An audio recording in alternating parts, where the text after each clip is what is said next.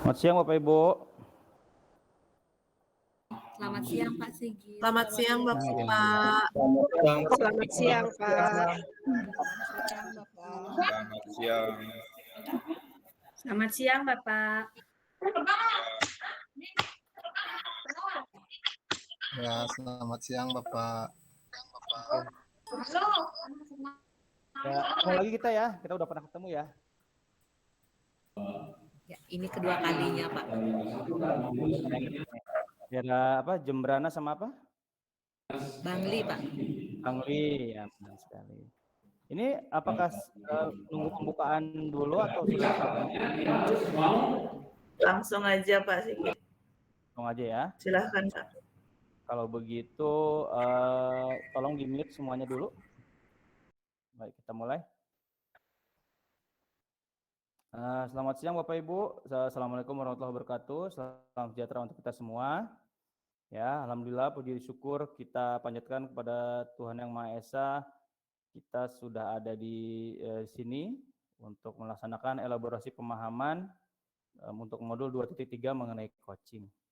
Sebelum kita mulai, agar kegiatan ini bisa lancar dan juga dimudahkan Bapak Ibu dalam memahaminya, mari kita berdoa menurut agama dan kepercayaan kita masing-masing. Berdoa dipersilahkan.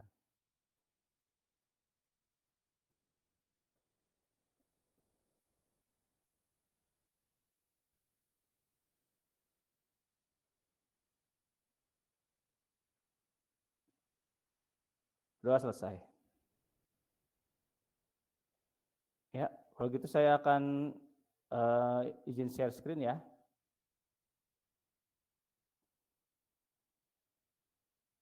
Bapak Ibu sehat-sehat semua? Sehat Pak Sigit. Sehat, Pak. Sehat Pak. Semoga sehat-sehat fisik dan mentalnya ya.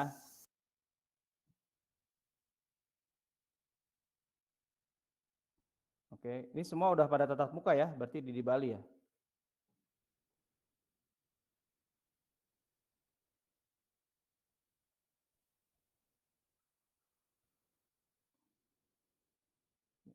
Bisa saya mulai Bapak Ibu?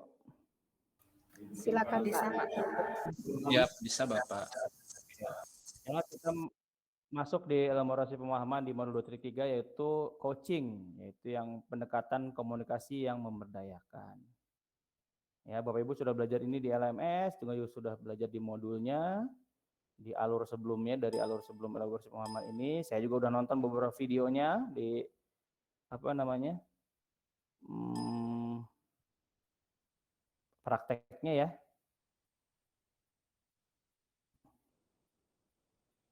Demonstrasi prakteknya, demonstrasi kontekstualnya gitu ya di sekolah Bapak Ibu. Ya, ini adalah penulis modul kita Bapak Ibu semuanya.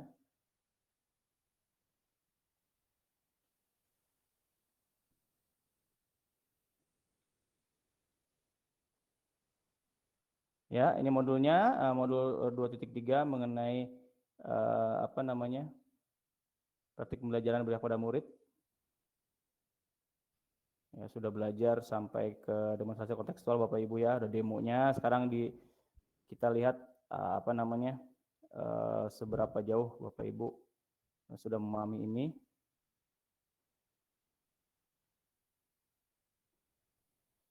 Ya, sekarang kita sepakati dulu komitmen belajar kita Bapak Ibu ya.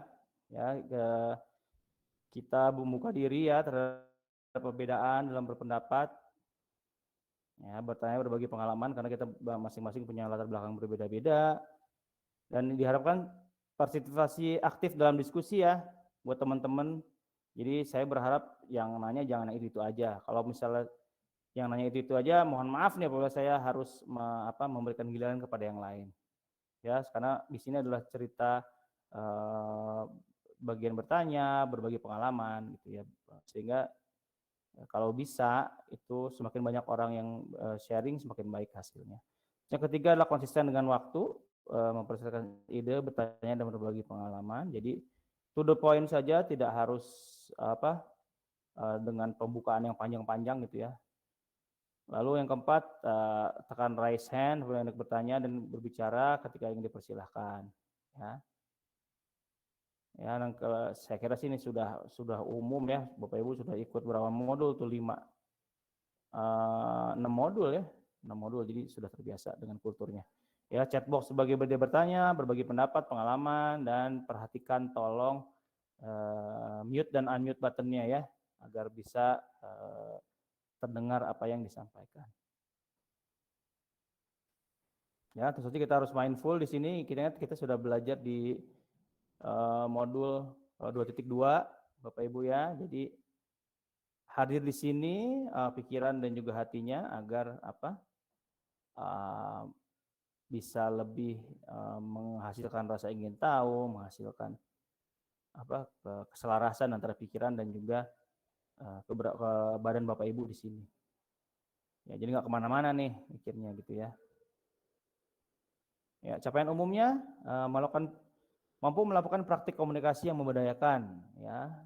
Jadi sebagai keterampilan dasar seorang coach. Ya, mampu menerapkan praktik coaching dalam komunitas sekolah, sementara di capaian luar pembelajaran dari laboratorium pemahaman ini adalah yaitu tadi ya, hampir sama sih sebenarnya ya dengan capaian modul ini. Ya, jadi di sini kita nanti akan ada praktek coaching ya. Ini jadwalnya ada di sini.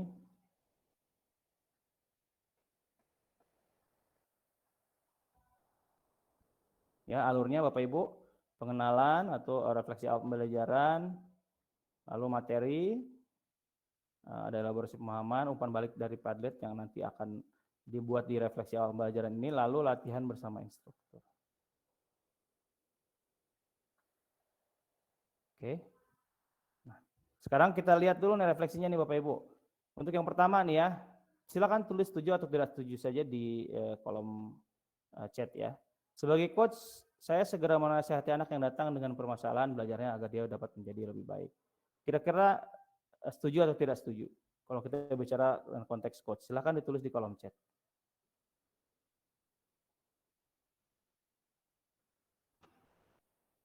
Oke. TS ada yang singkat menulisnya, tidak setuju, TS. STS. Oke, sip. Oh, ada yang STS lagi ditulis ya, sangat tidak setuju. Jadi ingat zaman sekolahan dulu ya. Lihat soal yang STS.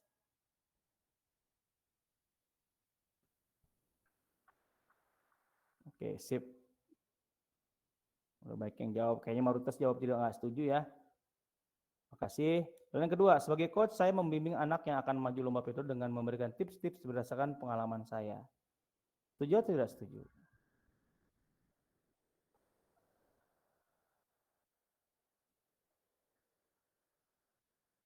Oke, wah ini ketahuan nih, berarti Bapak Ibu sudah baca nih modulnya, udah ngikutin modulnya ya, alhamdulillah. Kelihatan.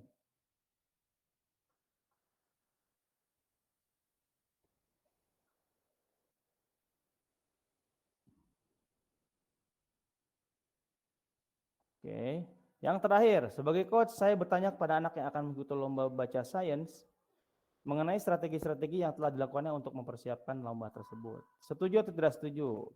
Setuju. Ya, fix ya Bapak Ibu dari sini kelihatan bahwa sudah ngikutin modul, sudah baca dengan baik.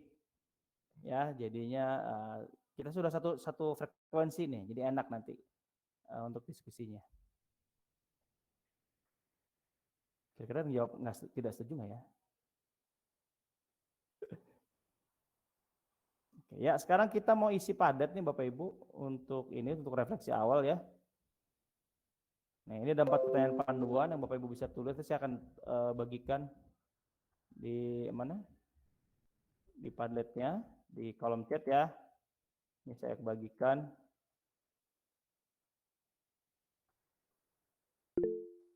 Nah, silakan diklik lalu diisi ya. Yang pertama, apa tantangan Anda dalam membuat dan menyampaikan pertanyaan yang reflektif dan efektif? Yang kedua, bagaimana Anda melatih keterampilan mendengarkan dan menyimak? Bagaimana proses Anda memandu coachee untuk menemukan solusi dan membuat kesimpulan terhadap situasinya? Yang keempat, apakah coaching dapat menjadi salah satu cara menuntun potensi diri murid.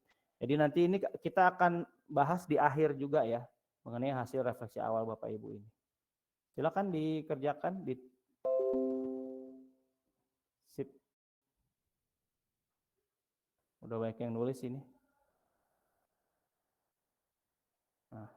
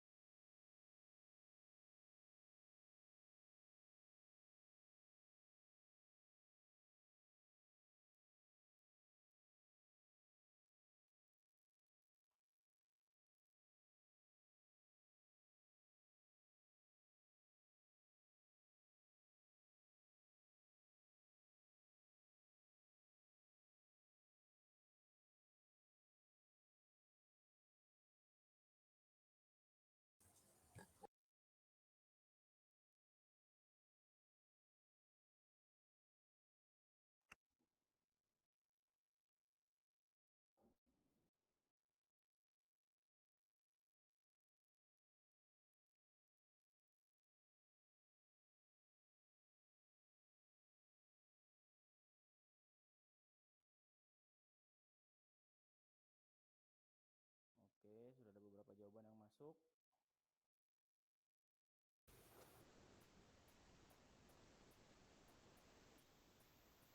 Ya memang keterampilan bertanya ini memang harus dilatih Bapak Ibu, harus diasah gitu. Karena ternyata menurut pengalaman saya gitu ya sebagai fasilitator pendidikan itu masih banyak sih guru-guru yang belum bisa memberi pertanyaan terbuka, itu belum bisa.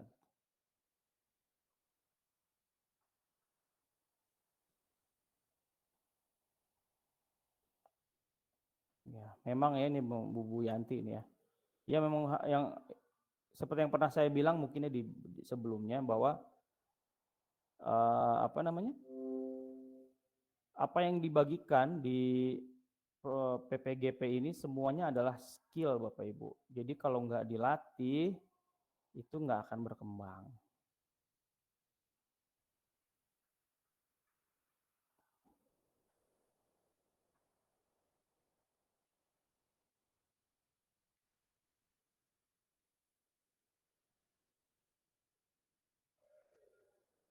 Wah, Bu Kurniawati menegakkan berbagai podcast.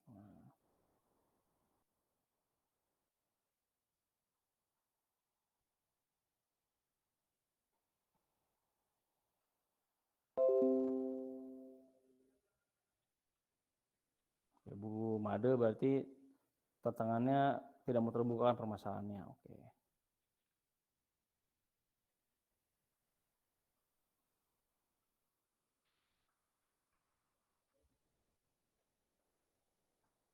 Oke, Alur Tirta ya.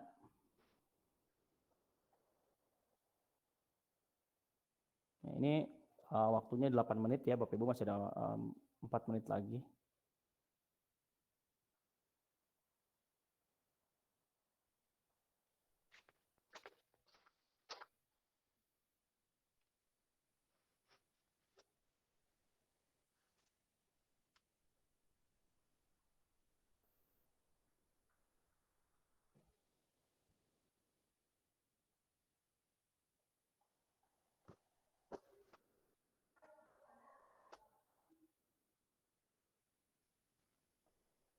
Oke.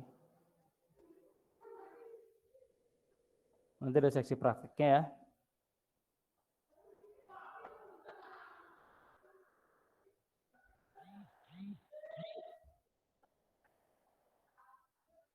Koci kurang mau terbuka, oke.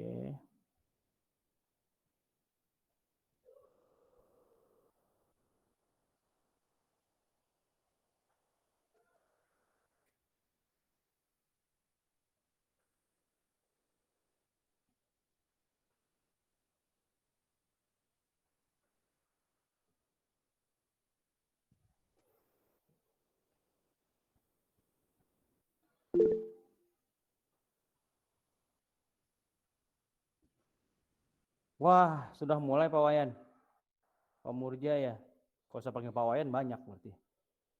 Pak Murja online apa daring apa itu Pak luring Pak?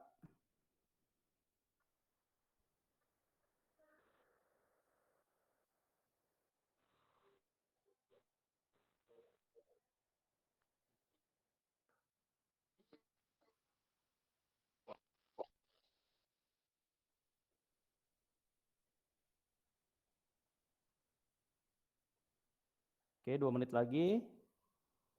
Kita bahas ya di akhir ya. Secara luring Pak, maaf dulu ya. Terima kasih. Oh, luring. Oke, siap. Sukses Pak. Semoga Terima kasih lancar. Pak. Iya, sama-sama. Nggih.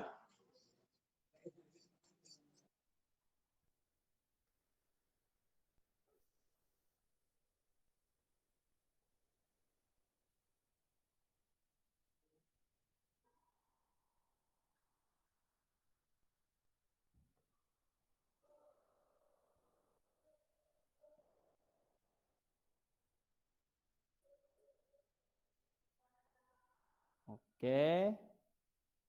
Terima kasih. Bapak Ibu sudah mengisi. Saya mau dengar itu dong, perwakilan mungkin yang mau mengutarakan untuk yang nomor 1 ini challenge-nya dalam membuat dan menyampaikan pertanyaan reflektif dan efektif. Silakan you may speak, berarti angkat tangannya ya, boleh ya. Siapa yang mau ini berbagi challenge apa yang dihadapi?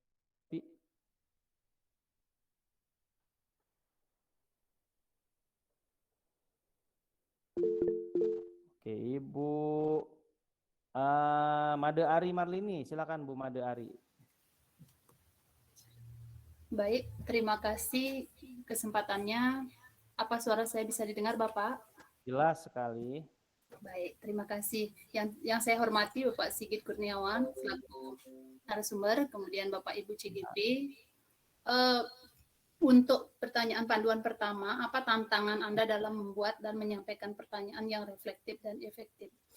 Yang saya alami dan saya rasakan yaitu bahwa ketika membuat pertanyaan yang efektif itu kepada coachee, di mana coachee itu diam, tidak menjawab, sehingga kita merasa kebingungan sebagai coach untuk membuat pertanyaan selanjutnya, ataupun ketika coachee itu tidak menjawab dengan jujur, sehingga kita memang merasa sebagai coach merasa kewalahan atau menjadi tantangan bagaimana membuat pertanyaan yang efektif dan reflektif.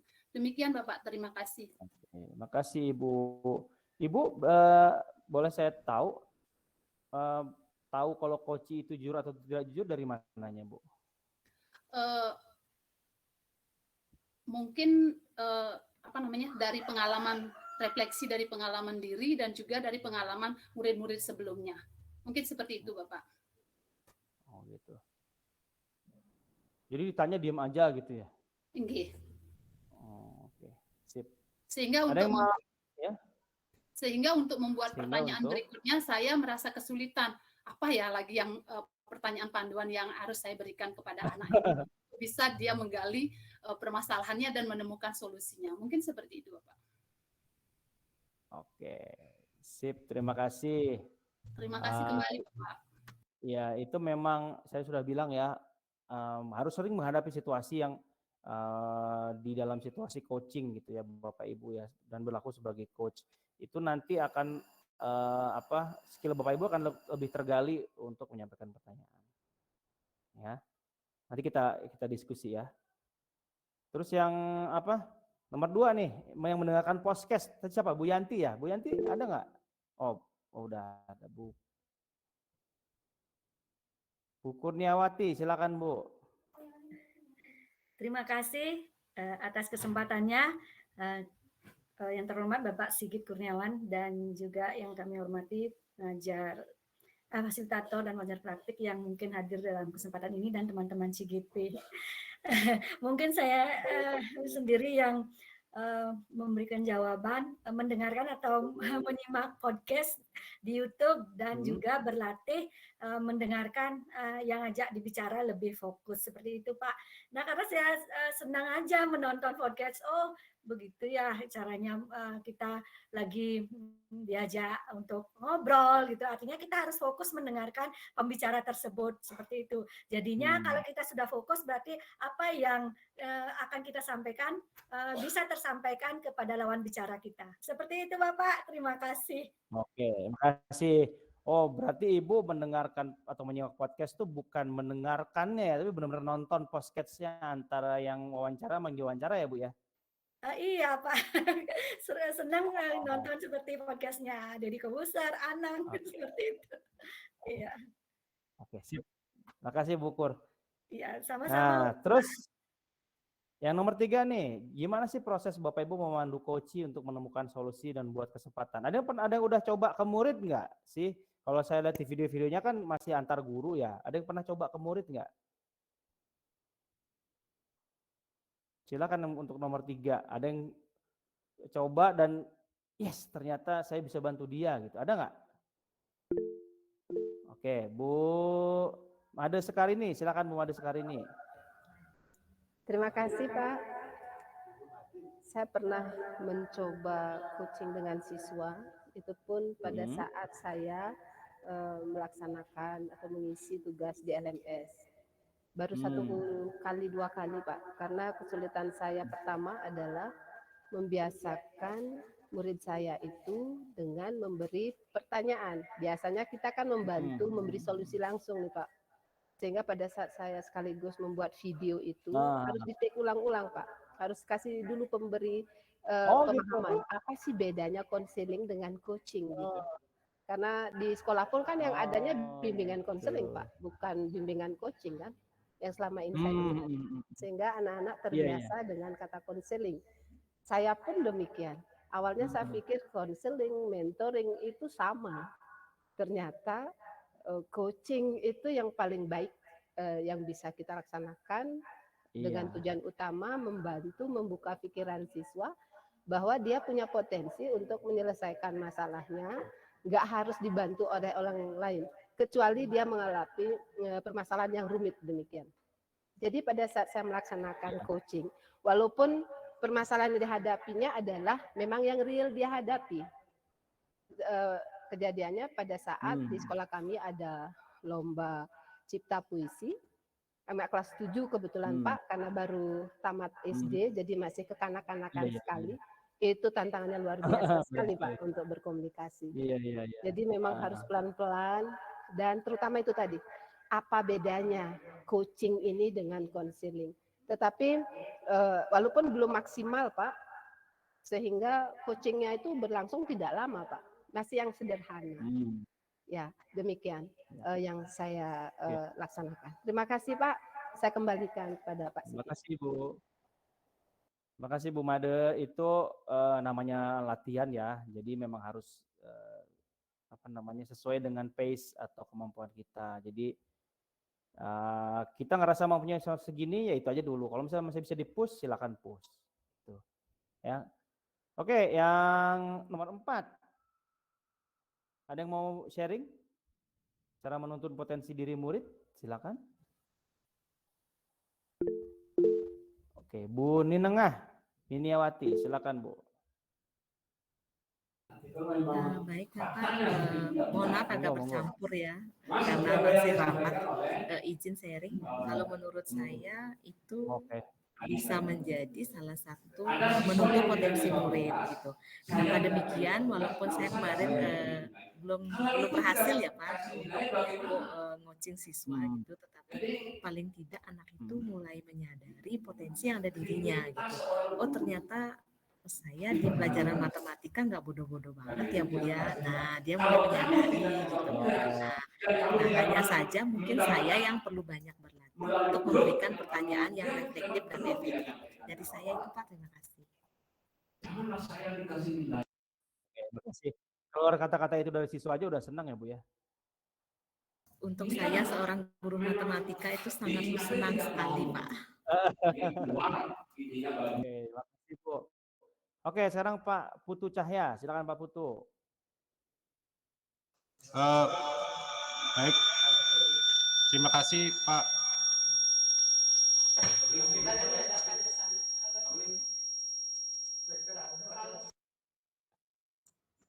Ada yang pakai lagi kayaknya Jimit di sebelah Pak. Oke, Sudah Pak ya? Siap, sudah. Oke, terima kasih Pak Sigit Kurniawan atas waktunya. Jadi bagus sekali karena Koci ini mampu menggali potensi yang ada pada siswa. Kemudian dari potensi itu mampu melipat gandakan mencarikan solusi dari permasalahan dia hadapi. Jadi proses Koci ini bisa menyelesaikan permasalahan menurut versinya dia, jadi bukan versinya kita.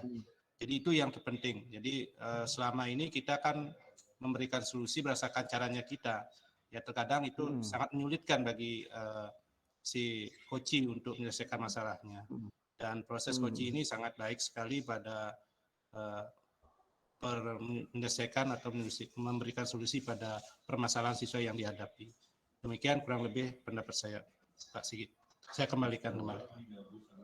Oke, makasih Pak Putu. Ya, jadi memang ya, kalau misalnya Bapak Ibu menemukan ya, ada teman ngasih nasihat, teman curhat, kita ngasih nasihat atau murid, terus kejadiannya berulang-ulang, kejadian lagi, ya itu mungkin karena memang nggak datang dari diri sendiri. Gitu. Pernah nggak menemui situasi tersebut Bapak Ibu? Ngasih solusi, tapi kok kejadian lagi, gitu. Ya, saya yakin kita semua pernah ya, termasuk saya sendiri tentunya. Ya itu tadi karena apa? Ya dia nggak dibangkitkan gitu cara berpikirnya. Gitu. Jadinya dia tidak bisa menyelesaikan atau bahkan mungkin ya nggak sesuai dengan konteks yang dia punya. Gitu. Oke, ya. Jadi karena coaching dalam konteks pendidikan itu, ya konteks pendidikan ya, menjadi salah satu proses menuntun belajar murid untuk mencapai kekuatan kodrat. Ya. Jadi guru tuh pamong karena memberikan tuntutan melalui pertanyaan reflektif dan efektif, ya, melalui pertanyaan reflektif dan efektif. Gitu. Jadi benar-benar dipancing terus gitu pertanyaannya. Memang nggak mudah gitu ya karena memang butuh latihan. Tapi kalau misalnya sudah terbiasa itu akan mengalir sendiri nanti. Ya. Karena itu ya, tadi ya penting proses coaching itu mengaktifasi kerja otak murid. Jadi murid tuh nggak terima jadi gitu dalam konteks pendidikan ya. Jadi nggak terima jadi diajak berpikir, baik itu misalnya ada yang baik itu buat mereka yang ingin menyelesaikan masalah atau ingin mengaktualisasi diri atau meningkatkan diri, itu dia jadi berpikir gitu. Dan itu tadi pertanyaan-pertanyaan reflektif membuat murid melakukan metakognisi. Jadi dia bisa metakognisi itu dalam artian menempatkan posisi dia di posisi yang dia mungkin belum pernah. Jadi dia bisa memprediksi atau membuat langkah-langkah ke depan. Ya. Jadi berpikir dari banyak arah gitu. Ya. Dan pertanyaan dalam proses coaching juga membuat murid lebih berpikir secara kritis dan mendalam, ya. Jadi nggak sekedar open-ended question. Jawabannya ya tidak gitu. Beda loh ya antara ngobrol. Saya sering ngobrol sama orang tua di sekolah gitu ya. Kita mengajak ngobrol anak itu bukan berarti anak itu cuma bisa jawab iya dan tidak. Iya Bu, enggak Bu. Mungkin itu enggak, itu bukan ngobrol namanya, itu memberi instruksi sebenarnya. Ya, walaupun siswanya atau orang kita ajak bicara memberikan respon, tapi kalau responnya nggak dalam, ya itu sebenarnya kita nggak ngobrol. Ya, kita kalau ngobrol gimana sih? Kalau ngobrol sama temen deh gitu, ya nggak. Pasti kan dua pihak gitu ya, memberi respon, nah, gitu. Kalau murid cuma jawab iya enggak, ya itu bukan ngobrol namanya. Ya, tapi memberi instruksi yang diselimuti dari dialog. Ya, dan kita juga harus punya tuturi Handayani mindset. Jadi tuturi Handayani mindset ini itu tadi kan mendorong gitu ya. Jadi melihat bahwa murid itu adalah mitra belajar. Ya, jadi mitra belajar dalam artian bukan posisi sebagai guru dan murid jadi sama, enggak. Tetap itu posisi guru dan murid harus ada. Ya, tapi lebih kepada menemukan kesetaraan apa yang dibicarakan, menyamakan frekuensi intinya gitu. Kalau mau menyamakan frekuensi, gimana tidak akan bisa kalau misalnya satu menempatkan posisi lebih tinggi dibanding yang lain, tapi tetap lebih menyamakan frekuensi dalam hal topik yang dibicarakan, ya. Jadi tadi memberikan ruang, jadi seperti layaknya berbicara gitu ya, ngobrol. Dan kedua emansipatif ya, itu kebebasan. Jadi diberi kebebasan asal tidak apa namanya tidak bablas dari norma-norma yang mengikat gitu ya. Itu tadi ya, karena itu tadi kalau saya udah relax di mana-mana kita sudah belajar ya selama 6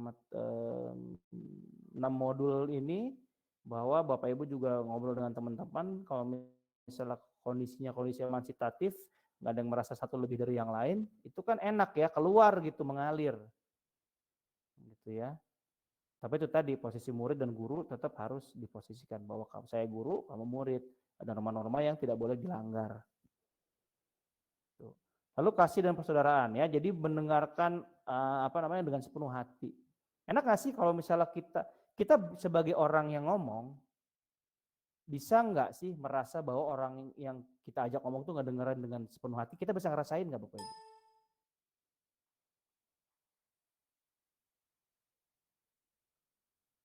Bisa merasakan nggak?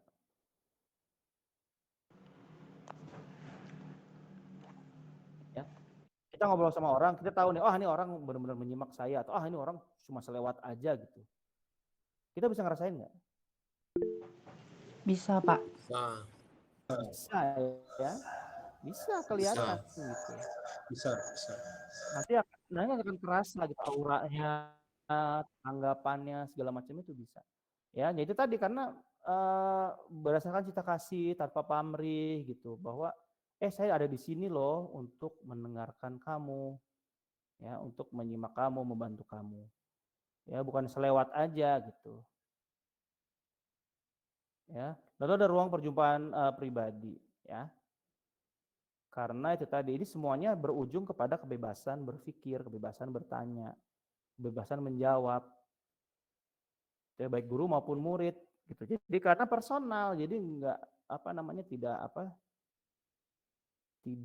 kelewat formal gitu. Jarang coaching itu bisa keluar dengan baik itu dengan dalam posisi yang formal. Jadi kayak di set agar suasananya itu santai. Ya, nah ini tadi ya bedanya coaching, mentoring, counseling tadi udah dibahas gitu ya. Jadi kalau misalnya mentoring itu berbagi pengalaman ya.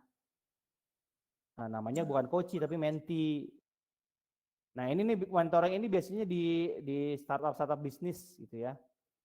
Ya, orang-orang yang mulai bisnis itu mentoring diperlukan karena kayak misalnya berbagi UMKM nih, saya bisnis fried chickennya sukses, kenapa sih? Nah itu jadi mentor gitu.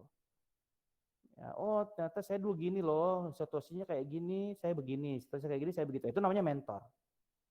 Ya, tapi biasanya itu akan selalu dipadu-padankan dengan coaching. Jadi kita tekankan bahwa yang saya alami belum tentu masuk konteksnya di kamu. Gitu. Jadi itu tadi, jadi menuntun coaching. Sebenarnya kalau konseling itu lebih kepada nih orang nih nggak bisa ngapa-ngapain lagi gitu. Apa yang kita ajak ngobrol, mau itu murid maupun teman kita tuh udah mentok, baru konseling. Ya, lalu hubungannya kalau coaching itu antara setara ya. Jadi coach itu mengarahkan, coach yang membuat keputusan sendiri. Ya, sebenarnya kalau mentoring ya seorang yang berpengalaman dan tidak berpengalaman. Jadi kalau Bapak Ibu nih ya, kalau kata teman-teman saya nih ya, kalau memulai bisnis harus punya mentor katanya gitu. Ya, yang bisa memberikan mentoring dan juga coaching sekaligus. Ya. Sementara kalau konseling itu lebih kepada expert dan orang awam. Ya, kayak misalnya ke dokter, tuh konseling tuh, dokter, psikolog, psikiater, guru guru yang ngasih tugas ke siswa, siswanya nggak ngerti, ya kayak misalnya olimpiade pelajar, nah itu konseling jatuhnya. Jadi seorang ahli yang memang dimintai bantuannya, gitu ya. Tapi dalam hal pendidikan ya guru sebenarnya harus bisa tiga-tiganya. Jadi udah nggak zaman lagi nih guru itu menyerahkan apapun hubungannya dengan siswa tuh ke guru BK, nggak bisa, kasihan guru BK. Ya pasti guru BK merasakan hal ini ya. Satu sekolah ada berapa sih guru BK? Ada nggak sih yang guru BK-nya 10 satu sekolah? Ada nggak? Nggak ada kan? Nggak ada. Paling banyak 3. 3, 4. Sementara satu sekolah bisa sampai 1000-an. Ya, memang sih masalah nggak timbul satu-satu. Cuman kalau apa-apa dilempar ke guru BK kan kasihan juga gitu. Dan gurunya sendiri nggak bisa berkembang gitu untuk lebih mengekspor kepada siswanya. Ya, jadi arti paradigma pendampingan coaching dengan sistem AMONG itu tadi menilik kembali filosofi KHD, memahami proses pendekatan komunikasi, ya. Dalam proses AMONG kita hadapi dengan keseharian sebagai pendidik. Ingat ya, yang kita hidupi dalam keseharian sebagai pendidik. Ya, namanya pendidik ya harus bisa coach ya, mempunyai keterampilan komunikasi coaching gitu. Ya. Dan memberi arti dalam proses tumbuh kembang. Jadi beri ruang untuk berkembang, termasuk dalam hal gagal gitu. Kalau misalnya seorang coach datang, misalnya dia merasa gagal, kita ajak refleksi, kenapa gitu. Jangan langsung nanti ya kita bahas ya. Nah, jadi arti ya, kita pakai paradigma pendampingan coaching dan sistem AMONG. Jadi A-nya itu apresiasi, rencana, tulus, dan inquiry. Ini udah ada di LMS ya? Udah ada belum? Nah, kenapa ada inquiry nyelip di sini? Ya, apresiasi ya, berarti ia memposisikan coach sebagai mitra, menghormati setiap apa yang dikomunikasikan. Benar-benar menghormati gitu. Ya. Lalu setiap proses pendidikan terus ada 2 rencana. Ya, jadi nggak sekedar saat itu selesai, enggak gitu. Jadi harus punya rencananya gitu ya, harus punya action plan-nya mau kayak gimana nih keluar setelah ngobrol sama saya.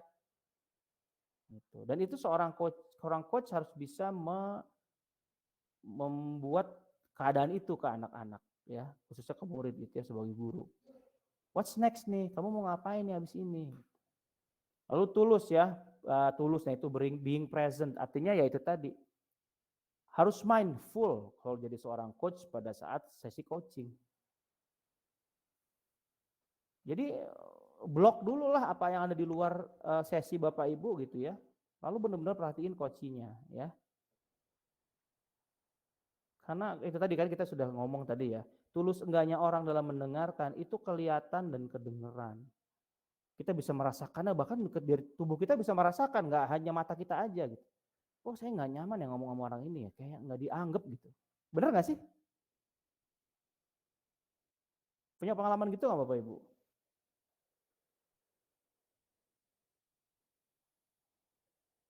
Saya kayaknya nggak didengerin nih. Iya Pak, betul. Iya kan? Ya kita refleksi diri kita juga gitu. Ke siswa kita kayak gitu nggak ya sebenarnya?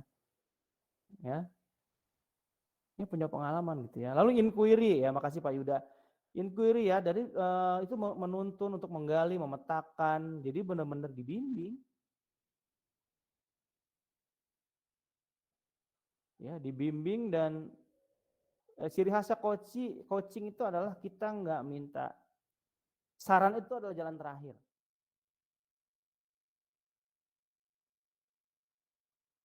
Ya, kalau misalnya udah benar-benar mentok, ya karena nggak semua orang, tidak semua orang yang kita hadapi gitu ya, seorang coach itu siap untuk menjawab pertanyaan atau memberikan memberikan pemikiran dia gitu, nggak setiap coach bisa begitu. Sama dengan halnya tidak setiap orang yang baru mulai coaching sebagai coach itu punya pertanyaan reflektif yang selalu efektif gitu ya. Semuanya ada prosesnya. Ya, sehingga komunikasi yang memberdayakan itu adalah penting ya di dalam proses coaching ya. Komunikasi memberdayakan gitu ya, bukan membahayakan, memberdayakan. Ya. Ya, of all the life skills available to us, communication is perhaps the most empowering. Ya, ini sudah banyak terbukti lah ya di teman-teman di CGP ini gimana saling menguatkan, saling memotivasi itu bisa narik orang dari keterpurukan cuma karena diajak bicara, ya nggak sih? Ya, kan itu tadi karena tulus, ikhlas tanpa pamrih gitu. Ya, jadi komunikasi yang membedakan itu komunikasi asertif. Asertif itu memahami gaya komunikasi manusia. Artinya ya jujur, tegas, nggak banyak ngalor ngidul gitu. Kalau nggak ngerti bilang nggak ngerti. Kalau nggak tahu bilang nggak tahu. Dan punya keinginan untuk mencari tahu. Gitu. Karena bahasa yang bundeli atau muter-muter itu nggak nyaman sendiri kita. Dia nggak nyaman untuk yang ngomong, nggak nyaman juga untuk yang mendengarkan. Kan sering ya kita dengar ya di lingkungan kita sendirilah gitu. Orang yang muter-muter itu sebenarnya lagi mikir. Saya tuh nggak tahu, tapi gimana caranya orang lain tuh nggak tahu kalau saya nggak tahu. Gitu. Ngerti maksudnya nggak? Pokoknya kalau ada orang udah muter-muter, berarti sebenarnya dia ya bilangnya nggak tahu gitu. Atau saya pengetahuan hanya saya sampai sini. Ya, itulah asertif ya. Ya. Lalu membangun rasa relasi, memunculkan rasa nyaman dan percaya. Ya, dan kedua menyamakan posisi diri dengan lawan bicara. Jadi intinya yang diajak ngobrol itu tidak lebih tahu daripada yang ngajak ngobrol. Gitu ya. Yang mendengarkan tidak lebih tahu. Jadi posisinya itu setara. Kalau kayak gitu tuh lebih. Kalaupun kita tahu gitu ya, itu kita simpan dalam-dalam. Kita pengen tahu nih orang maunya apa gitu. Dengan cara memancing gitu ya. Lalu yang terakhir adalah membangun respect ya. Tentu saja dengan dengan komunikasi yang baik itu kan membangun respect. Ya, dan pendengar aktif. Ya. Apa sih bedanya mendengar, hear dengan mendengarkan? Silakan tulis di kolom chat atau listen. Apa sih bedanya?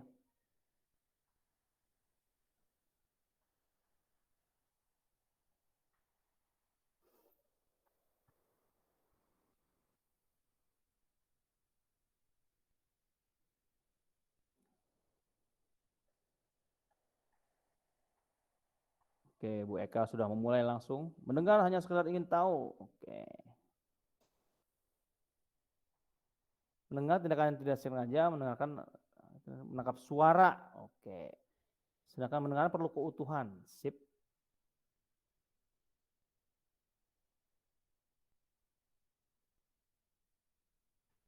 Ya. Mendengar secara tidak sengaja, mendengarkan plus memiliki tujuan. Oke. Mendengar adalah suatu proses menerima suara oleh indera pendengaran. Oke. Mendengar keterampilan dibutuhkan dalam komunikasi. Mendengar hanya kegiatan selintas, mendengarkan perlu konsentrasi. Oke, ya kelihatan ya lewat aja gitu ya bunyi. Ada yang bisa kasih contoh nggak sih bedanya mendengar dan mendengarkan? Silahkan, angkat tangan deh. Oke, Bu Maitri, silakan Bu Maitri. Baik, terima kasih. Kalau mendengar itu seperti tadi yang saya bilang itu telinga kita menangkap suara. Jadi ada pesawat lewat, mobil lewat, kemudian orang berbicara kita dengar. Tapi hanya sekedar dengar, hanya sekedar menangkap suara. Tapi mendengarkan adalah ketika kita fokus. Kita mendengarkan orang bicara, kemudian kita tahu apa yang dia bicarakan, kita fokus, kita menangkap apa maksud dari pembicaraan dia, seperti itu. Kemudian ketika kita mendengarkan musik, kita fokus, kita menikmati, kemudian kita tahu makna yang disampaikan oleh musik itu sendiri. Demikian. Oke, terima kasih Bu Yani. Saya panggilnya Bu Mahitri atau Bu Yani nih? Mahitri aja. Mahitri, oke. Ya, simple ya. Jadi kayak gini aja. Pernah Bapak Ibu belajar, tapi TV dinyalain, tapi TV-nya nggak ditonton? Pernah. Pernah ya, cuma buat rame aja gitu, maksudnya biar nggak sepi. Nah itu contohnya. Ya, jadi kita bisa membloknya kayak tadi tuh, misalnya ada teman-teman yang lagi menyampaikan pendapat, terus lagi di keramaian gitu ya tadi, saya tutup mata, saya fokus kepada Bapak Ibu yang lagi ngomong, belakangnya saya blok. Nah itu bisa. Itulah fokus dengan mendengarkan ya, jadi bisa fokus. Ya. Ya, kenapa penting untuk membangun hubungan ya dalam hal mendengarkan? Mendengarkan tuh apa sih? Apa sih yang bisa ketahuan kalau orang itu mendengarkan saya? Itu apa? Dari Memberikan apanya? respon, Pak. Memberikan respon. Respon dalam bentuk apa, Bu? Biasanya seperti anggukan atau mungkin sekedar oh, ya seperti itu kira-kira. Seperti Iya. respon-respon kecil seperti itu. Terus Iya, ada benar. kontak mata juga. Mata. Gitu ya. Jadi tubuhnya tuh benar-benar menyimak ya, Bu ya. Iya, Ya, Pak. mimiknya Ada itulah. gesturnya, ada mimik, ada gesturnya juga. Nah, yang membuat orang itu merasa didengarkan itu adalah nonverbalnya kita. Nonverbal itu make up sekitar 90% dari proses mendengarkan. Karena kita membuat tubuh kita itu ikut mendengar. Jadi apa namanya? Apa yang dikatakan tuh lebih meresap gitu. Bahkan pada saat mau berbicara pun nonverbal itu penting ya, gestur, mimik, kontak mata, ya, memberi respon anggukan, oh begitu, oh ya, nah itu mendengar yang aktif gitu ya. Jadi ekspresi nonverbal itu harus ditunjukkan karena kita jadi memberi sinyal ke badan kita tuh memberi sinyal, oh kayaknya nggak dengerin loh, gitu. Ya, jadi perhatikan gestur dan apa namanya ekspresi nonverbal Bapak Ibu ya. Jadi kalau misalnya nggak dengerin terus datar nggak akan masuk tuh di kita tuh. Ya. Jadi dan kenapa penting ya untuk membangun hubungan? Mendengarkan itu udah bisa jadi awal untuk membangun sebuah hubungan. Nah, kita kalau kita balik ya ke Power 1.2, ini ada hubungannya dengan kinerja otak juga.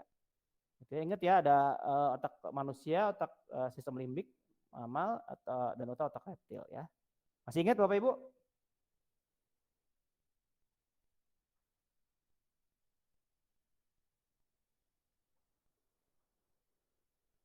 Modul 1.2 nih. Masih ingat ya? Ya. Kita lihat bahwa saya ulang lagi ya, kita refresh kembali bahwa otak manusia itu hanya dimiliki oleh manusia. Ya, kemampuan berpikirnya logis, rasional, struktural, ya, perencanaan, pemecahan masalah. Jadi intinya imajinasi dan masa depan. Nah, ini yang harus diaktifkan. Sementara ya kalau untuk mau ini harus diaktifkan. Dan otak mamalia atau pusat emosi yaitu tadi di mana hormon, sistem kekebalan tubuh, rasa. Nah, ini adalah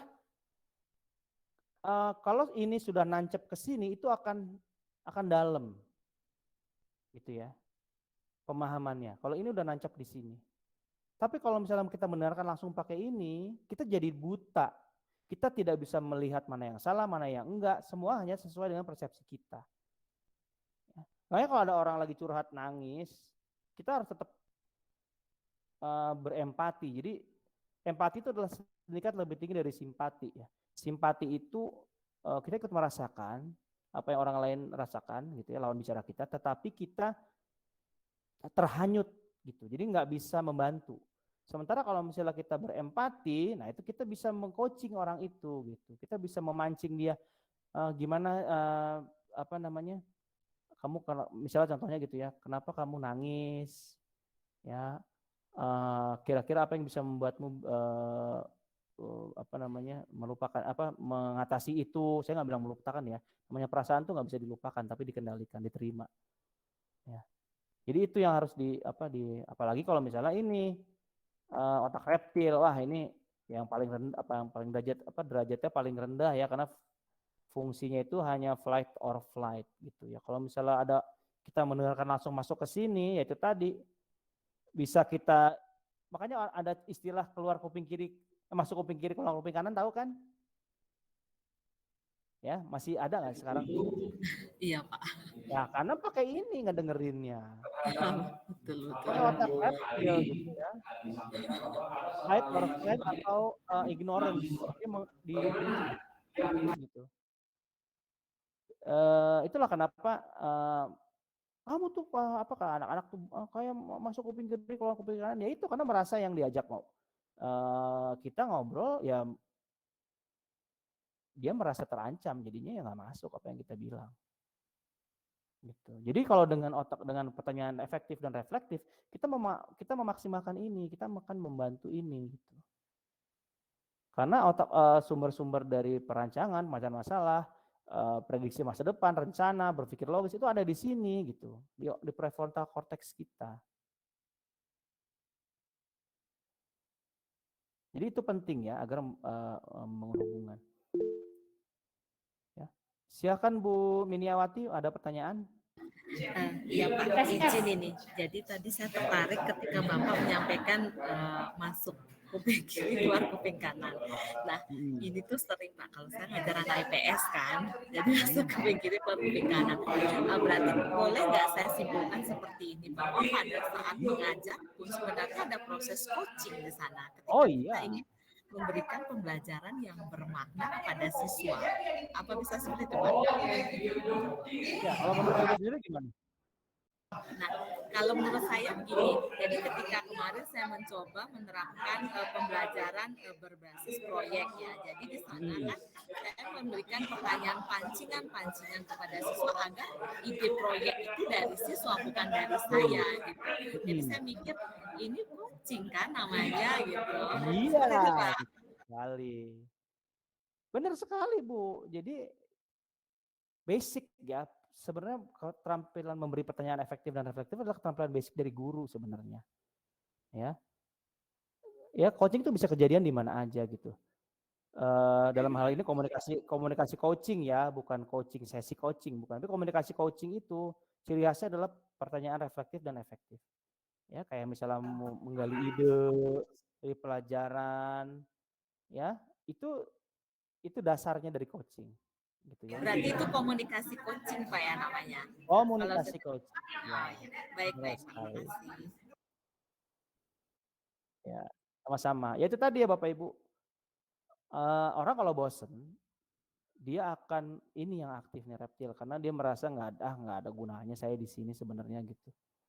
Ya pasti akan keluar kuping kiri, keluar kuping kanan kalau misalnya apalagi gurunya yang ceramah 20 menit tanpa ekspresi gitu ya. Ngajar sambil baca buku ya udah terima aja gitu ya. Jadi Bapak Ibu udah tahu nih ya di PPGP ini. Jadi tolong jangan diulangi gitu proses-proses belajar mengajar seperti itu. Ya. Itu ada ya komunikasi yang memberdayakan ya. Kalau misalnya ini ada di LMS gitu ya. Itu diambil dari bahasa Cina Ting ya Mandarin. Itu mengandung arti menghadirkan diri secara utuh. Heart. Ya, mendengarkan dengan hati gitu. One ini one ini dalam artian ya fokus gitu ya. Eyes, kontak mata. A man itu dalam arti manusia. Ya, jadi benar-benar utuh sebagai manusia dianggap gitu ya. Lalu ears mendengarkan, ini proses mendengarkannya. Lalu king itu menjadikan orang yang kita dengar itu sebagai raja. Artinya diri kita utuh gitu ya. Kalau kita misalnya kalau misalnya kita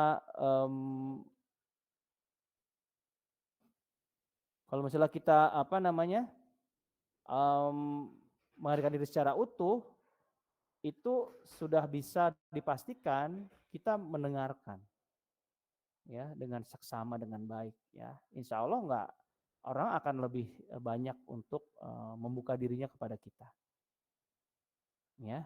Ya mendengarkan itu untuk memahami gitu ya. Jadi sehingga harus bebas dari ikatan belenggu ini ya, belenggu asumsi, asosiasi, ya penilaian itu artinya menilai atau melabel murid dari sudut pribadi. Jadi baru ngajak ngobrol nih 1-2 kalimat udah si ini. Itu nggak bisa kita jadi seorang pendengar yang baik kalau udah seperti itu. Lalu asumsi ya, belum juga kita ngomong, kita nggak mancing, kita langsung nembak gitu. Kamu begini ya, itu bisa bisa berbalik gitu ke kita. Lalu asosiasi ya, menghubungkan situasi murid dengan situasi pribadi guru di masa lalu. Ya, jadi dulu perasaan saya nggak kayak gitu. Kamu miripin dengan ibu nih waktu dulu. Enggak gitu. Jadi benar-benar mendengarkan itu adalah kondisinya nisbi, artinya seimbang, tidak ada judgement, benar-benar terima apa yang akan dia katakan. dengarkan proses, lalu kita jadikan cermin, kita pantulkan balik agar kita mengetahui maksudnya. Kalaupun kita ingin membuat asumsi, kita tanya persetujuannya gitu. Bener nggak kayak gitu? Gitu ya. Jadi kita akan terbebas dari 3 ini ya, penilaian, dengan asumsi, dengan asosiasi. Jadi memberi kesempatan dia untuk menjelaskan mengenai versinya dia gitu. Sehingga akan timbul kesetimbangan nantinya.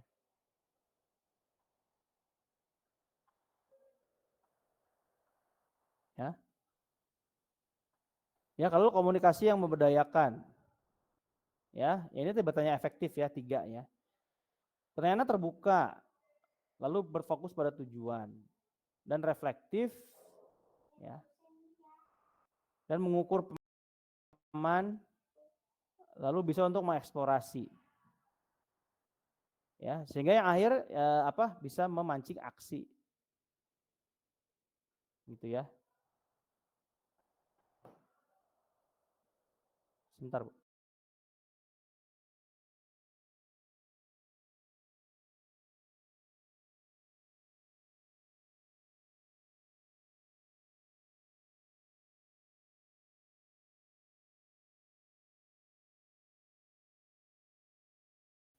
Maaf ya Bapak Ibu. Ada anak saya bawa ke sekolah, dia belum boleh tatap muka. Ya. Jadi seperti itu ya. Fokus pada tujuan, pertanyaan terbuka, mengukur pengamahan, eksplorasi dan juga aksi. Ya. Contohnya seperti ini ya, cara bertanyanya ya. Kenapa kamu nggak mengerjakan tugas? Boleh sih kita nanya di awal seperti itu, nggak apa-apa. Ya, tapi ada follow up-nya di sini, apa saja yang dapat membantu kamu agar bisa mengerjakan tugas. Jadi kita fokus pada perbaikan gitu ya. Mengapa kamu melakukan tugas terlambat? Terus gimana agar berikutnya bisa tepat waktu? Ya, karena ini pertanyaan spontan sih ya, namanya guru atau siapa kita sebagai orang tua, ini tuh spontan gitu loh. Nah, tapi kita harus follow up dengan ini. Kalau misalnya udah terbiasa dengan ini ntar ini nggak perlu. Kita nggak perlu lagi nanya ini, otomatis akan keluar yang ini. Ini nggak perlu gitu ya. Ini nggak akan keluar dari kita gitu. Karena otomatisnya keluar ini. Ya, bagaimana kamu mengatasi rasa malas gitu ya? Bisa lihat kamu kalau semangat kenapa sih gitu? Kenapa sih kalau kamu semangat, perasaan apa yang kamu rasakan kalau kamu ini kan bisa beres semua nih. Kira-kira kenapa bisa begitu? Ya, jadi seperti itu. Ini yang keempat adalah umpan balik positif. Jadi memberi positif feedback itu, Bapak Ibu, itu lebih penting daripada mengkritik sebenarnya. Ya, jadi benar-benar fokus pada perbaikan. Misalnya dia pada saat sesi coaching pertama, dia sesi coaching kedua melaporkan ada kegagalan atau sesuatu yang tidak memenuhi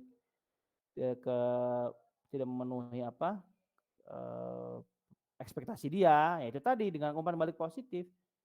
Spill dulu dianya nih kenapanya gitu ya, kita pancing terus. Dan kalau bisa itu justru datang dari dia gitu. Ya. Lalu percakapan dengan coaching itu harus tahu ini ya, semuanya harus dapat apa siapa ya itu ya 5W1H. Ini harus kena semua. Ya. Kejadiannya apa, siapa yang bisa bantu kamu bisa list siapa aja yang bisa bantu kamu nggak, nanti kita bisa gimana kamu prakteknya di mana, bagaimana caranya, kapan mau kamu laksanakan, jadi seperti itu ya. Oke, dari sesi komunikasi efektif ada yang ingin ditanyakan sebelum kita masuk ke pendalaman Tirta? Silakan Bapak Ibu. Saya sih minta teman-teman yang lain lebih aktif ya. Gimana? Atau mau tanya lewat chat juga nggak apa-apa, mau angkat tangan juga tidak apa-apa.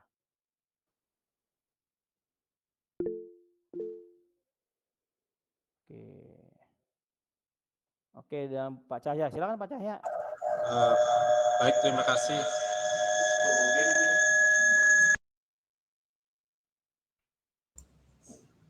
Baik, terima kasih Pak Sigit. Saya Ya, Pak ingin bertanya Hmm. terkait dengan strategi ketika siswa kita dalam komunikasi itu pasif. Jadi bagaimana membuat artinya dengan pasif itu kan kita tidak bisa menggali sebenarnya permasalahan dan potensi yang bisa kita balikan nanti sebagai kekuatan. Ini yang mungkin yang sering saya hadapi ketika siswa itu pasif. Jadi beda dengan siswa yang terbuka, yang mau mengeksplorasi permasalahannya. Jadi ini sangat mudah. Jadi beda dengan yang tertutup. Jadi ya, Mas, Pak Sigit. Oke, iya nggak apa, lanjut. Jadi yang tertutup, kemudian jadi sulit terbuka, sehingga permasalahannya terpendam jadinya. Ini yang menjadi masalah. Misalnya ini siswanya yang mengalami kesalahan, kita tanya, dia tidak mau mengungkapkan apa sih sebenarnya. Apa kamu sudah mengerti? Sudah, begitu dia. Jadi dia tidak terbuka begitu. Adakah tips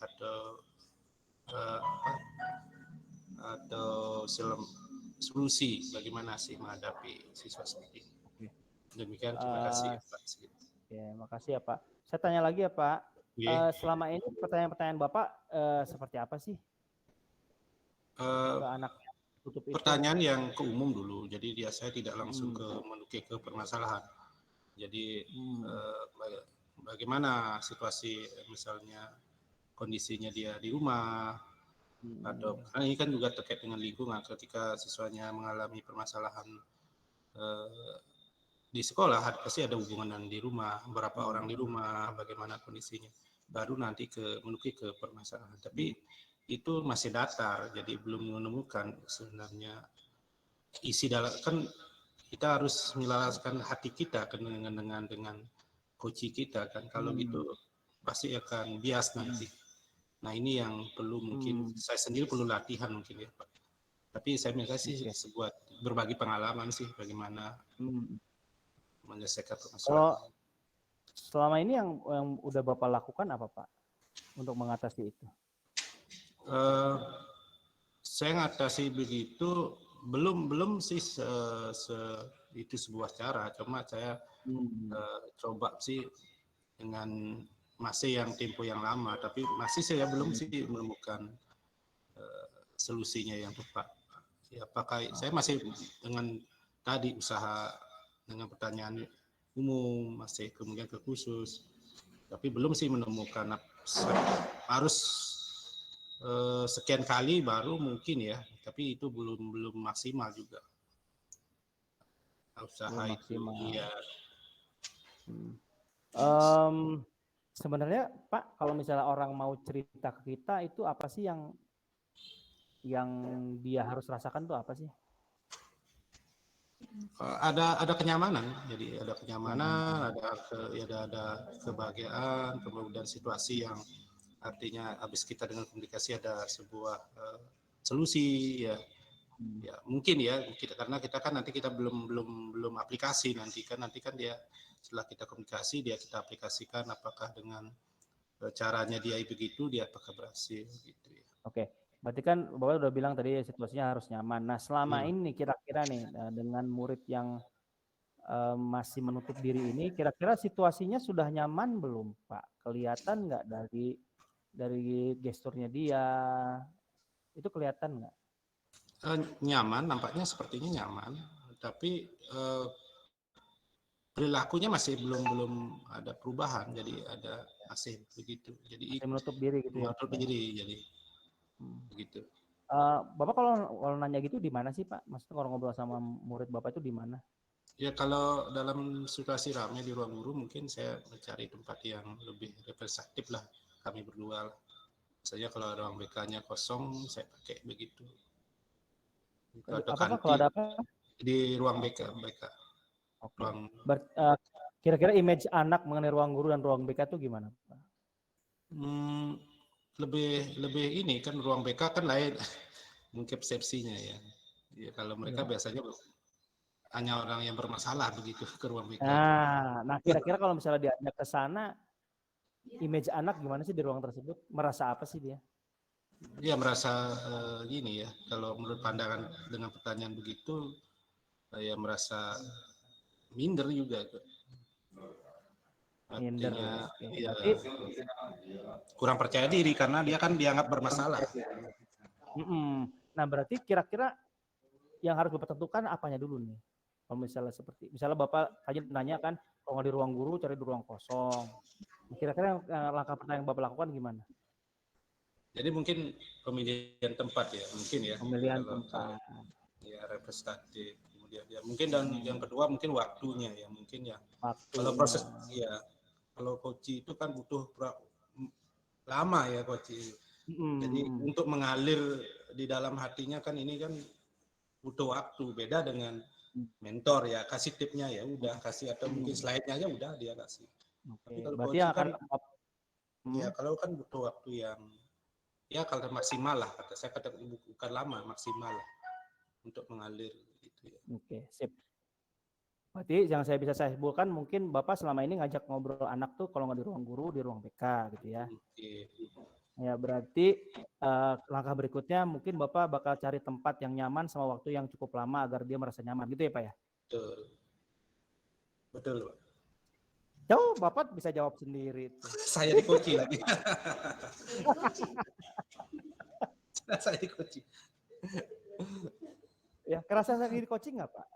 Iya merasa karena saya belajar kemarin. Ya gitu ya. Iya siap. Ya memang butuh pengalaman. Gitu. Tapi saya benar Pak tadi Pak, Bapak yang udah menemukan jawabannya sendiri gitu ya. Jadi itu tadi ya kita lihat nih anak nyaman apa enggak sih di ruangan itu gitu. Biasanya kan persepsi kita berbeda sama persepsi anak. Ya, makanya cari situasi, cari tempat yang nyaman. Gitu. Jadi mudah-mudahan solusi yang Bapak tawarkan tadi oleh Bapak sendiri itu bisa memberikan perbedaan gitu ya Pak ya. Siap. Terima kasih Pak. Sama-sama. Ya gitu ya Bapak Ibu ya. Jadi kita masuk ke model Tirta ini ya. Jadi pengembangan dari grow sebenarnya. Grow model. Terus Tirta itu berarti air. Jadi ini di play of words ya. Di Tirta itu jadi muridnya diibaratkan air, kita juga diibaratkan air. Jadi mengalir aja tadi ya, mengalir gitu ya. Ya tugas guru memastikan air mengalir tanpa sumbatan, dan coaching adalah untuk menyingkirkan sumbatan. Ya, itulah namanya kenapa Tirta. Jadi T ada tujuannya. Ya, tujuannya ya, terus ada identifikasinya. Ada action plan-nya gimana? Berarti harus apa nih ke depannya, harus bagaimana? Lalu tanggung jawabnya. Tanggung jawab itu dalam artian di sini guru harus bisa memastikan kalau itu berjalan sesuai dengan rencana. Berarti Pak Putu nanti kalau kita ketemu lagi, saya tagih nih kira-kira tempat dan waktunya sudah pas apa belum nih ya. Gitu ya Bapak Ibu. Jadi tujuan harus jelas di awal. Tadi ya ada identifikasi juga. Ya, identifikasi itu dalam artian tadi dengan pertanyaan-pertanyaan pemantik, pertanyaan pemancing. Ada action plan-nya juga gitu.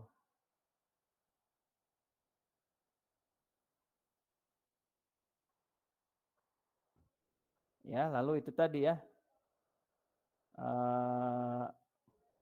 Ada tanggung jawab, itulah coaching gitu ya, model Tirta ini ya. Dan komunikasi yang memberdayakan bisa nggak sih semua khusus untuk TKS ini? Banyak pertanyaan yang diajukan ke kami ya. Komunikasi memberdayakan dengan khusus TKS SD gitu ya, sama-sama Pak Cahya ya. Jadi bisa kok gitu ya, kalau 0 sampai 6 tahun, 6 sampai 12, di atas 12. Jadi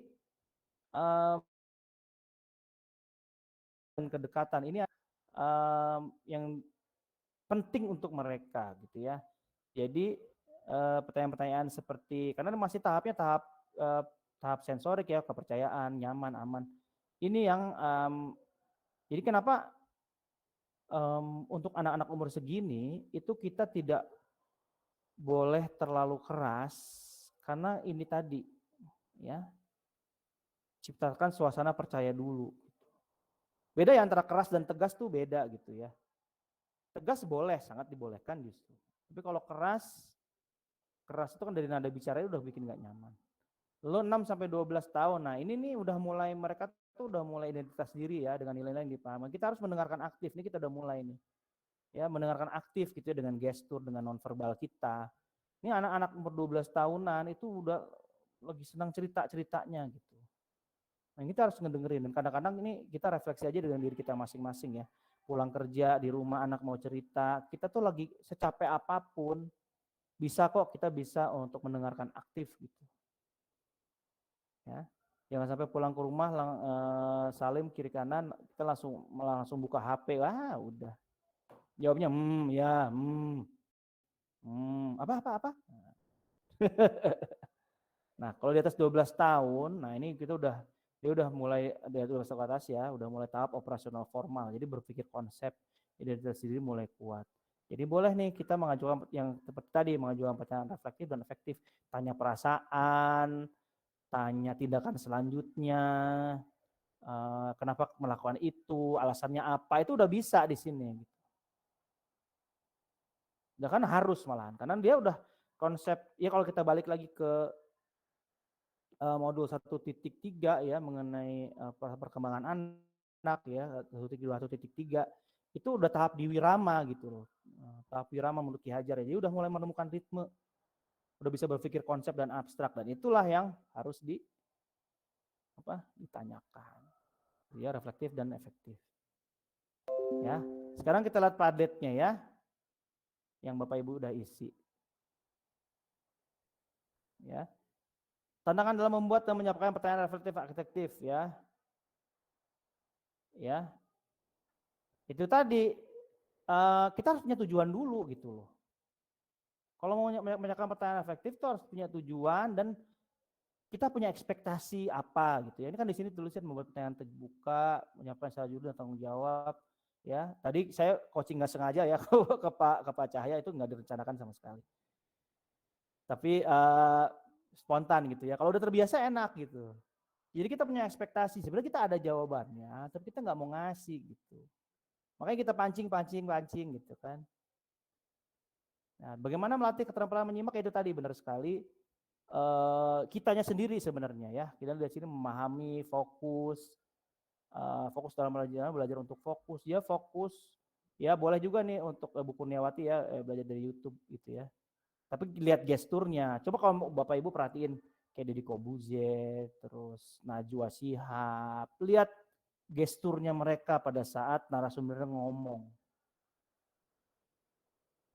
Ya. Jadi mendengarkan tuh seluruh tubuh gitu. Ya. Ya benar nih udah oke ya. Lalu proses memandu coaching menemukan solusi. Ya, mengasah pikiran terbuka ya. Jadi nyaman dulu deh intinya kalau misalnya mau kita sederhanakan, kita nyaman dulu dan nyaman itu nyaman bersama gitu loh. Bukan nyaman di satu pihak.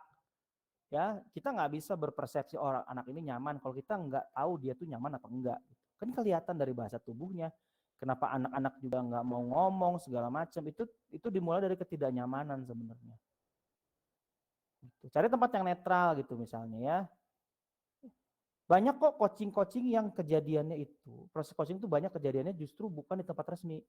Kayak di rumah makan, ambil makan bareng, ya di atas motor, ambil ngangkot, itu ada loh kayak gitu-gitu. Jadi tempat yang benar-benar setara bahwa kedudukan emansipasi antara coach dan coach itu sama. Kalau misalnya kita mau ngomong coaching anak di ruang BK, di ruang guru, kira-kira nih ya, kira-kira setara enggak gitu. Nyamannya itu sama enggak, ketemu enggak kenyamanannya. Ya, itulah informalitas itu sebenarnya untuk mengawali proses coaching itu penting.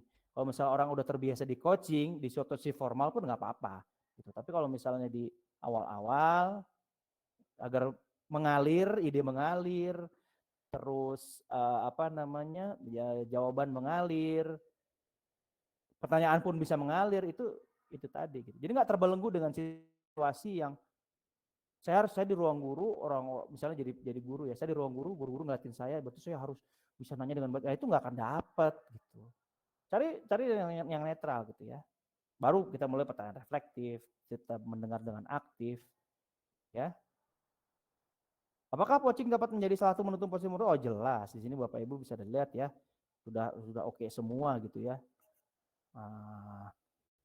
Jadi sekali lagi ya, coaching tidak harus ada masalah yang harus diselesaikan, enggak, tapi juga untuk aktualisasi diri itu juga bisa. Oke. Oke, sekarang kita praktek ya. 10 menit aja deh karena udah 13.26 gitu. Udah mau setengah 3 di sana ya. Saya kan jadi coach, Bapak Ibu jadi coach. Nah, ya kira-kira nih situasi yang enak yang mana nih? Tulis di kolom chat, kita voting.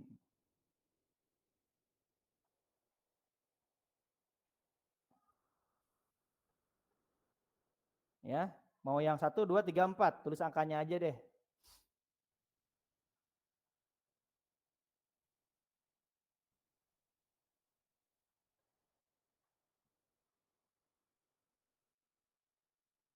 Silakan.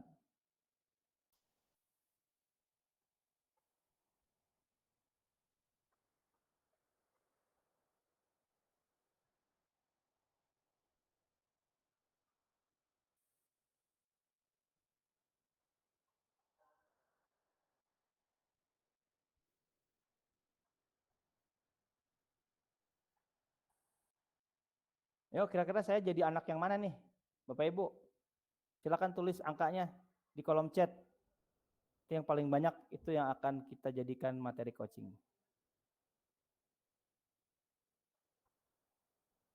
Oke.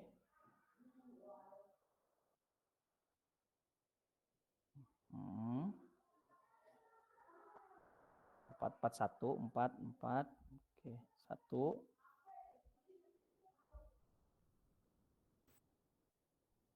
Ya, terus keep them coming. Ayo.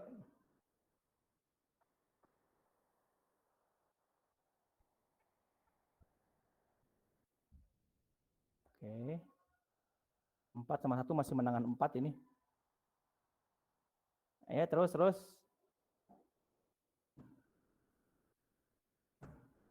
4. Oh, ada 3 nyelip.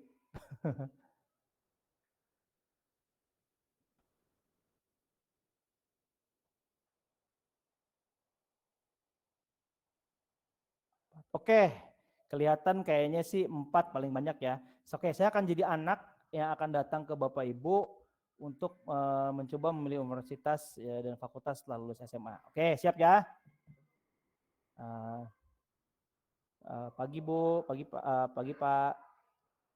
Begini, saya mau minta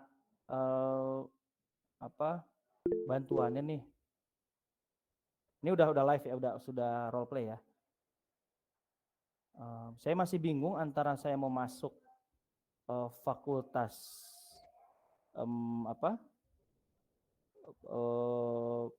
sospol, FISIP, atau saya masuk komunikasi ya. Kalau misalnya saya sih melihatnya saya orangnya emang suka ngomong gitu ya. Saya suka komunikasi sama orang. Tapi saya bingung nih. Teman-teman juga banyak bilang ke saya orangnya enak diajak ngobrol, enak diajak ngedengerin gitu. Jadi saya memutuskan mau masuk komunikasi kalau enggak FISIP. Nah, kira-kira gimana ya Bapak Ibu ya? Silakan tulis responnya di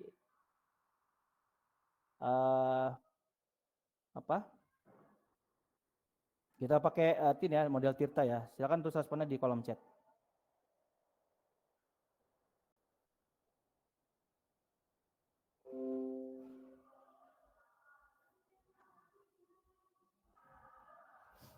Silakan.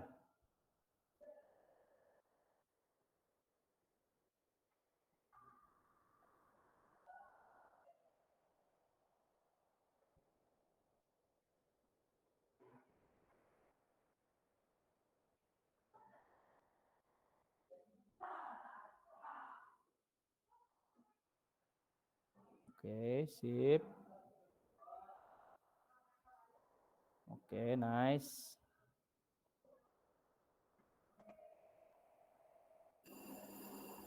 Ya. Ya tadi tujuan udah ada ya. Jadi tujuannya itu tadi bantu saya untuk menetapkan pilihan nih mana FISIP atau itu. Oke, kita masuk ke identifikasi sekarang berarti ya. Ini ada beberapa pertanyaan yang udah diidentifikasi, langkah-langkah yang sudah kamu ambil sama apa yang buat kamu bingung. Oke. Saya akan jawab nih sebagai seorang anak nih. Apa langkah yang kamu ambil gitu ya. Tujuan saya udah disampaikan di awal tadi ya.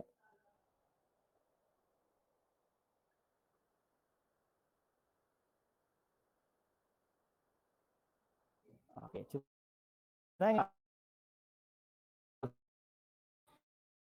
saya ini Pak Bu suka dengan perkembangan politik di negara seberang, saya suka ngikutin. Pas kemarin pemilihan di Amerika pun saya ngikutin gitu.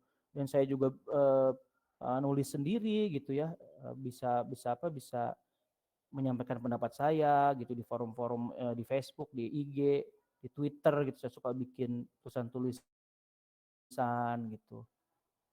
Itu apa yang sering belajar di sekolah? Itu yang saya lakukan sejauh ini.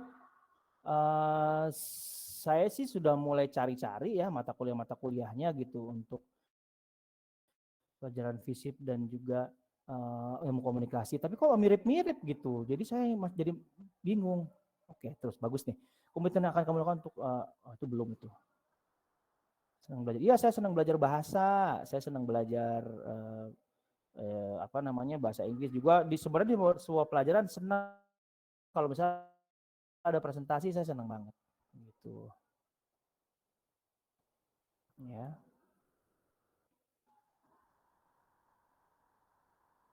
Apa yang masing-masing pertanyaan kamu punya untuk memilih pilihan? Oke, bagus Pak Yuda.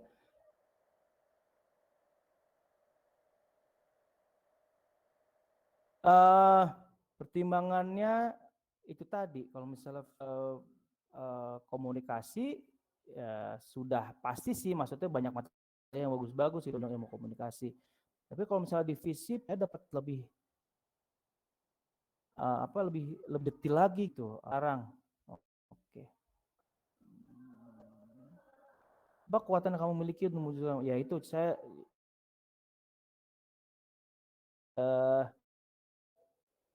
sering dilakukan. Saya suka ini Bu, saya suka jadi moderasi di sekolah-sekolah pasti saya yang dipanggil gitu. Kalau misalnya ada baik di RT di rumah, acara-acara di rumah, acara di sekolah, saya pasti yang jadi pertama untuk jadi MC. Terus kalau misalnya acara dialog di kelas atau di OSIS, saya pasti tuh jadi moderator.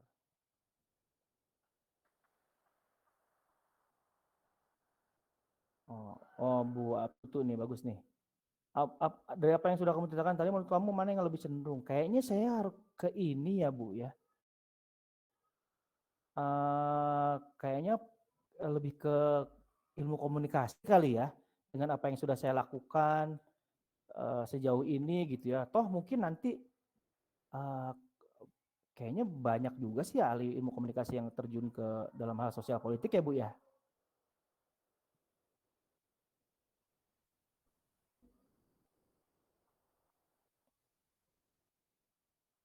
Iya, tadi saya sudah jawab, saya akan pilih ilmu komunikasi.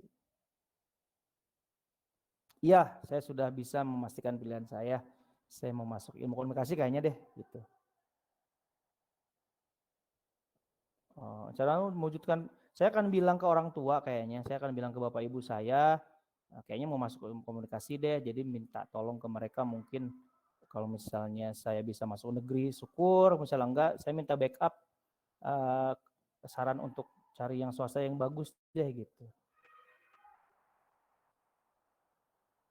Oke, komitmen akan kamu lakukan. Nah, ini bagus nih, udah masuk ke tanggung jawab ya. Oke, saya akan coba browsing mengenai universitas yang memiliki fakultas ilmu fakultas komunikasi yang bagus, baik itu perguruan tinggi negeri maupun perguruan tinggi swasta. Sip. Oke, kesimpulannya yaitu tadi saya akan coba cari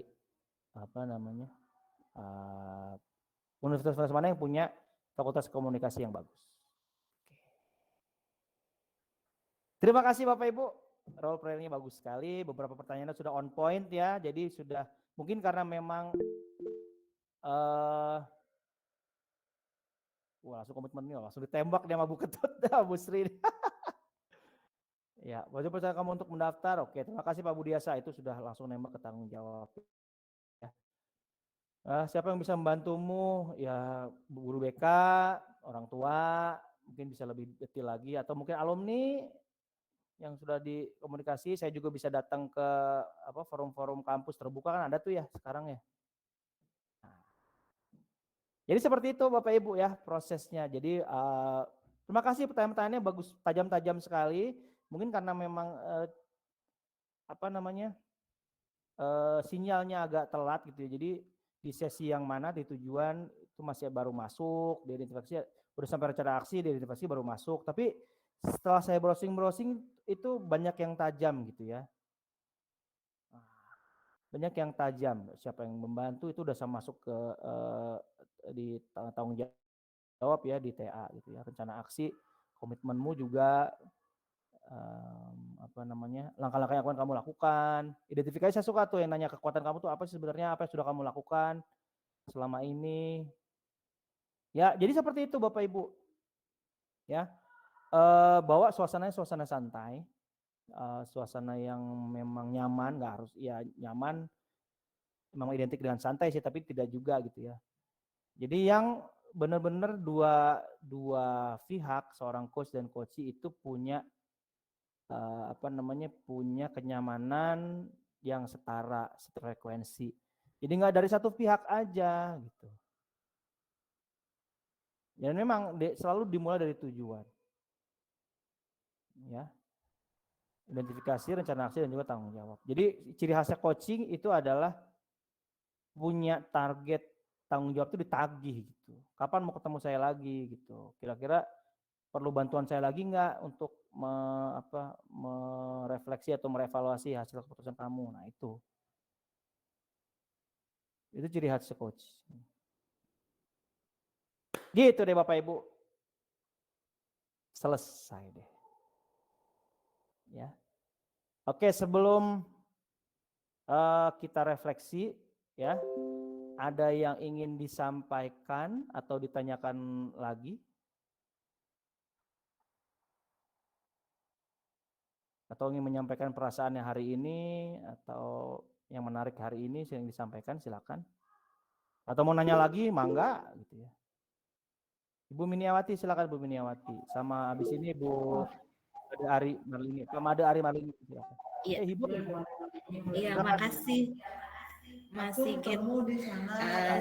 Jadi menarik sekali apa yang tadi dipraktekkan, ternyata secara tidak langsung kan Pak Sigit sudah mencontohkan proses coaching gitu.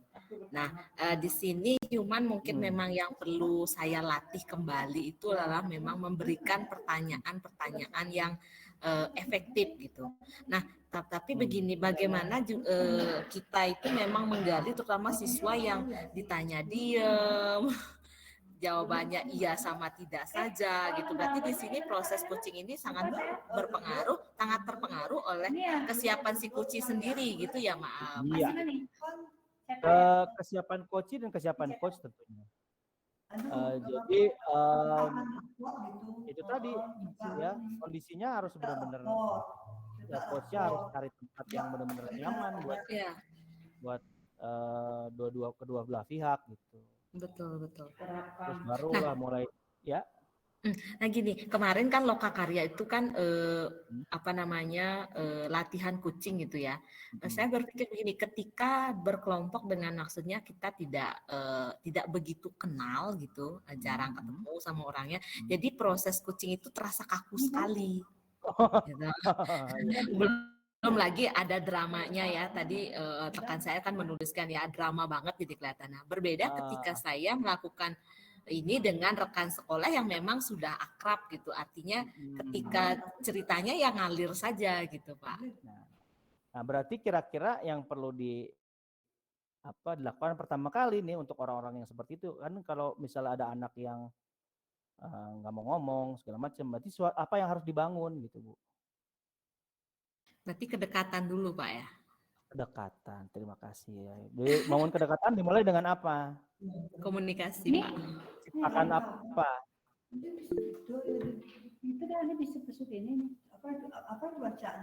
Menciptakan apa Bu?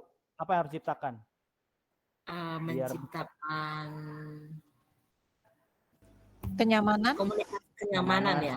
Ya. Iya, jadi itu. Kadang kalau manggil orang tua murid ke sekolah, itu saya nggak harus, misalnya nih ada siswa yang udah beberapa kali nih semester ini banyak banget di sekolah saya nih. Saya nggak langsung nembak Bu, saya tanya dulu segala macam, sampai tiba-tiba keluar sendiri gitu. Dan itu sesi intronya itu bisa lama gitu, bisa 10 menit sendiri gitu. Nanti itu akan datang dari isi bapaknya sendiri. Itu komunikasi yang memberdayakan. Silakan sekarang makasih Pak Made Ari, sama-sama Bu. Ini Pak Made Ari, Bu Made Ari nih. Terima kasih Pak Sigit Kurniawan. Saya Ibu ya. Silakan Bu. Ya. Oke, terima kasih. Oh Ibu silakan Bu. Baik, terima kasih Bapak atas kesempatannya. Saya merasa sangat berbahagia sekali karena pada hari ini saya merasakan coaching yang sebenarnya dengan contoh Bapak tadi dan juga dengan Pak Sang Putu Cahaya dan juga tadi lewat chat. Jadi saya baru merasakan bahwa ketika coaching itu mungkin sudah melakukan di sekolah tapi belum memperhatikan seperti yang Bapak sampaikan tadi bahwa dalam kita melakukan coaching terhadap coach itu bagaimana membuat anak itu dulu nyaman. Jadi sementara ini mungkin kita hanya berusaha menggali, memaksimalkan potensi dia, bagaimana menemukan permasalahan anak. Jadi belum memikirkan bahwa anak ini sudah nyaman atau tidak, nah, seperti itu. Sehingga ini adalah pengalaman yang luar biasa untuk saya pribadi dalam ruang kolaborasi ini, bahwa itu mungkin yang perlu saya latih ke depannya untuk lebih bisa memaksimalkan keterampilan saya dalam coaching seperti itu. Kemudian yang kedua ini mohon masuk tanggapannya Pak Sigit, ada nggak waktu yang ideal berapa menit sih untuk melakukan coaching yang baik? Mungkin seperti itu Pak Sigit. Terima kasih. Oke. Pengalaman saya sih nggak ada yang itu ya Bu ya. Jadi bisa tergantung kebutuhan. Jadi nggak bisa disamaratakan Bu. Makanya dengan dari kenyamanan itu kalau misalnya sangat nyaman keluar semua bisa. Atau misalnya memang setahu saya itu minimal itu untuk sebuah, ini sesi coaching ya, bukan komunikasi coaching. Komunikasi coaching itu bagian dari sesi coaching gitu. Kalau sesi coaching itu minimal tuh 2 kali Bu. Jadi sampaikan nanti di saat yang pertemuan kedua itu baru kita refleksi gitu dengan solusi yang sudah dicapai oleh si coachee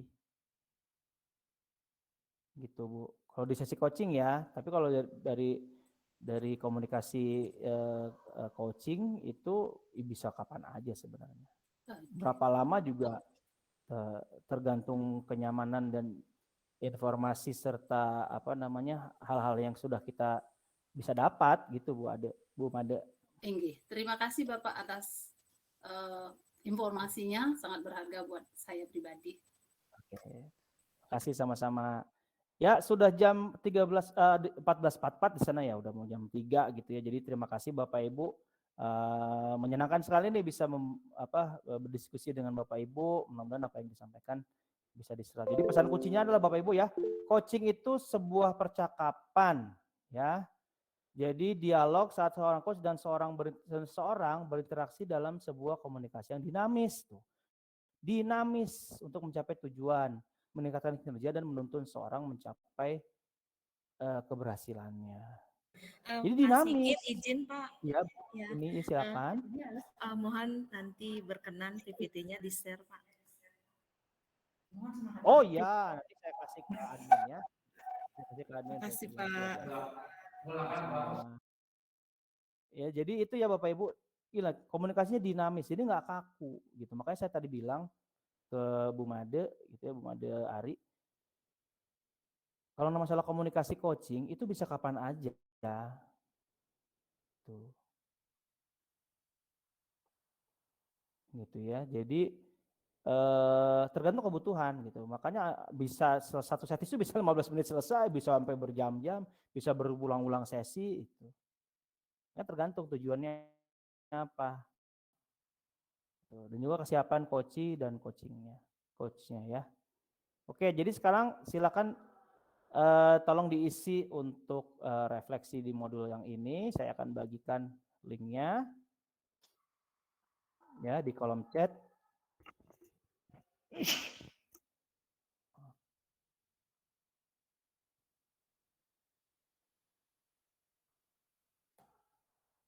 Ya. Ini ya, Bapak Ibu, silahkan diisi sekali lagi. Ini akan terus dibuka kok sampai senyamannya Bapak Ibu gitu ya. Asal jangan kelamaan aja. Asal jangan kelamaan, artinya ditunda sampai besok, sampai 2 hari kemudian. Jadi pertanyaannya adalah, apa peran saya sebagai pamong dalam proses penuntun para murid? Kira-kira untuk keterampilan coaching apa nih setelah sesi ini yang menurut Bapak Ibu harus dikembangkan oleh saya sendiri? Oke?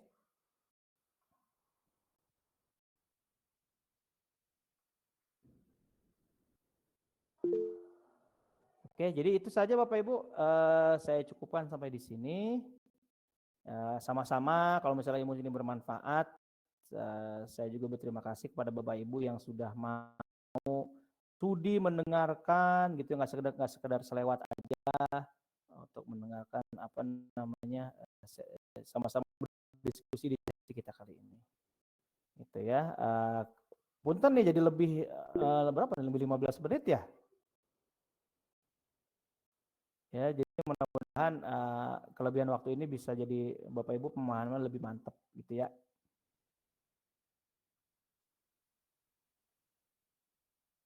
Oke.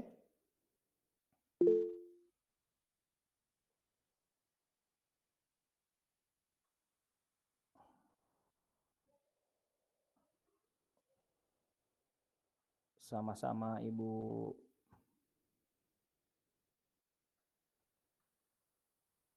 Memecahkan, oke Bu Dewa ini kayaknya tadi nanya lagi ya.